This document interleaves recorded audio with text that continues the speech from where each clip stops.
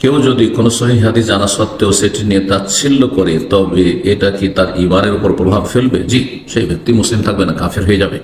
উদাহরণস্বরূপ মহিলা রাষ্ট্রনায়ক সংক্রান্ত হাদিস, যে কোনো হাদিস যদি সহিহ হাদিস হয় আর তার কাছে সে হাদিসটি পৌঁছে দেওয়া হলো, পৌঁছে গেল, তারপরে যে সে শুধু হাদিস সেটি মানবে না তার কুপ্রবৃত্তির অনুসরণে, সেই জন্য সেটাকে সে অস্বীকার করলো, অথবা সে সেটাকে তুচ্ছ তাচ্ছিল্য করলো, বিশেষ করে তাচ্ছিল্য করা মানে উপহাস করা, ঠাট্টা করা, সেটা নিয়ে বিদ্রুপ করা, এটি কুফর। কোরআন কারীমে সূরা তওবা আল্লাহ ইরশাদ করেছেন, কুল্লা বিল্লাহি ওয়া আয়াতিহি ওয়া রাসূলিহি কুনতুম তাস্তাহজিউন, তোমরা কি আল্লাহর সাথে এবং তার রাসূলের সাথে এবং তার বিধিবিধান আয়াতের সাথে উপহাস করছো? আর শরীয়তের আয়াত যেমন কোরআনী আয়াত, তেমনই বিধিবিধান হচ্ছে আয়াত, হচ্ছে হাদিসগুলি যেগুলো কোরআন কারীমের ব্যাখ্যা।